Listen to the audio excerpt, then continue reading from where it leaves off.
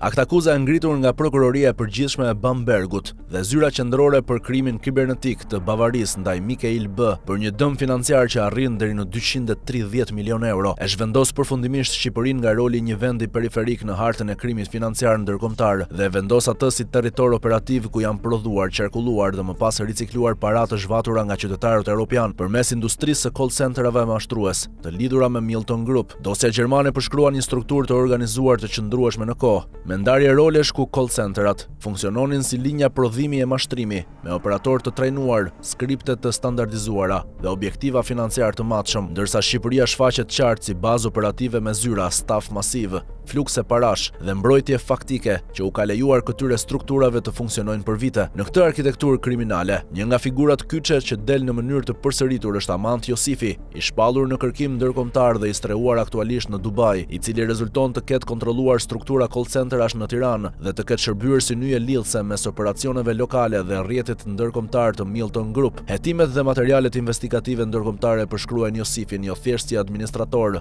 por si bosi i mashtrimit me akses politik. Fakti që shpjegon pse këto aktivitete kanë funksionuar hapur, me qindra punonjës dhe zyra të blinduara, pa u shqetësuar nga autoritetet vendase, deri në goditjet e koordinuara ndërkombëtare të viteve të fundit. Global Fast Food Albania u krijua në vitin 2015 nga Dadu SHPK, kompani në pronësi të Albana Likonit, mashtruesi i skemës së karburanteve Gulf, një emër i njohur publikisht dhe i lidhur prej vitesh me një nga aferat më të rënda financiare në tregun shqiptar. Pas kësaj faze fillestare, kompania nisi një qarkullim pronësie që nuk kërkon shumë shpjegime për të kuptuar. Fillimisht kaloi te Global Fast Food Holding Limited dhe më pas te Tianzi Limited dhe në korrik 2024 përfundoi te TP Investment Limited, një kompani offshore e regjistruar në Ras Al Khaimah International Corporate Center në Emiratet e Bashkuara Arabe, jurisdiksion që përdoret gjerësisht për fshehjen e pronarëve. Këto lëvizje nuk lidhen me zgjerimin, investimin apo ristrukturimin, por krijojnë një distancë të qëllimshme mes aktivitetit që zhvillohet çdo ditë në Shqipëri dhe njerëzve që marrin vendimet dhe kontrollojnë parat,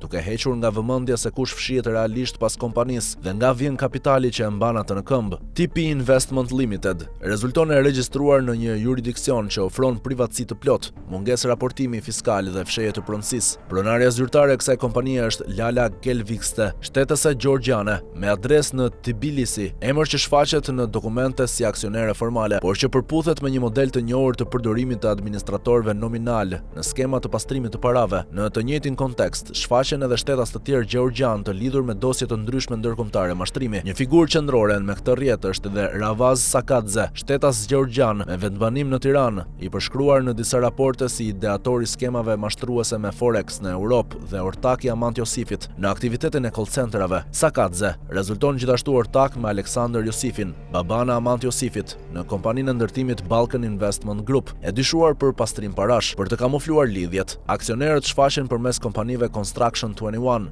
dhe New Standard, një tjetër model tipik i fragmentimit të pronësisë për të shmangur përgjegjësinë direkte. Mekanizmi i pastrimit të parave funksiononte në disa nivele njëkohësisht. Paratë zhvatura nga viktimat europiane nuk transferoheshin si shuma të mëdha që do të ngrinin alarme bankare, por fragmentoheshin në pagesa të vogla për shërbime fiktive, kontrata marketingu, konsulencë apo furnizime, të gjitha të justifikuara në letër si shpenzime normale të një zinxhiri fast food. Një pjesë e kapitalit shfaqej si xhiro ditore nga shitjet, një tjetër si pagesë qirash apo investime për hapje pikash të reja, duke humbur gradualisht identitetin kriminal të paras. Sipas burimeve, motorristat e deliveryt merrnin para kesh në një adresë të njohur në zonën e Laprakës, adresë që përdorej si zyrë operative nga Amant Josifi, Olsi Rama dhe Milton Group, dhe më pas ktheheshin në pikat e shërbimit, ku i hidhnin këto para në arka si xhiro ditore, duke i kaluar nga dora në dorë nga kesh i pastër rrugësh në të ardhura formalisht të regjistruara në një skem të thjeshtë dhe të përsëritur pastrimi parash. Hapi pasues ishte nxjerrja e këtij kapitali jashtë Shqipërisë përmes strukturave offshore në Ras Al Khaimah dhe British Virgin Islands, juridiksione që lejojnë qarkullimin e miliona eurove pa transparencë dhe pa bilance të rregullta, duke thyer çdo zinxhir gjurmëshmërie. Fast foodi shërbente si fazë tranzitore, ndërsa kapitali përfundonte në sektor të tjerë si ndërtimi apo pasuri të paluajtshme,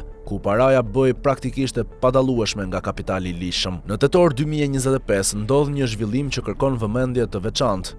KANSHPK, grup rajonal me sali në Kosovë dhe në pronësi të Fatmir Zymberit, investitor kosovar të Prishtina Mall, shpall zyrtarisht marrjen e pronësisë së rrjetit KFC në Shqipëri, duke bler Global Fast Food Albania nga TP Investment Limited. Në momentin e blerjes, kompania operonte 13 restorante, 11 KFC dhe 2 Pizza Hut. Kishte xhiro vjetore për vitin 2024 rreth 1.44 miliard lek dhe fitim neto ishin 141 milion lek. Megjithatë, për këtë transakcion nuk ekziston asnjë informacion publik mbi çmimin e blerjes, mënyrën e pagesës apo burimin e fondeve. Nuk ka deklarim për kredi bankare, rritje kapitali apo financim nga fitimet e akumuluara. Kalimi nga një strukturë offshore në një pronësi rajonale ndodh pa asnjë shpjegim financiar, pavarësisht se bëhet fjalë për një aset me qarkullim të lartë kesh dhe me histori pronësie të lidhur me jurisdiksionin offshore dhe individ të përfshirë në dosje penale ndërkombëtare. Me të dhënat publike nuk ekzistojnë prova që implikojnë drejt për drejt Fatmir Zymberin në aktivitetin kriminal, por mungesa totale e hetimit mbi një transakcion me vlerë të pritshme disa miliona euro, konteksti penal i pronësisë së mëparshme dhe mungesa e çdo reagimi nga organet ligjzbatuese krijojnë interes të fortë publik për sqarim. Pyetjet që lindin janë të thjeshta dhe legjitime. Sa u pagua për Global Fast Food Albania dhe në çfarë forme u krye pagesa? Cilat institucione e verifikuan transakcionin dhe çfarë kontrollesh u kryen për origjinën e kapitalit? Ky rast ndërton një tablo të plot ku call centerat prodhojnë kapitalin kriminal,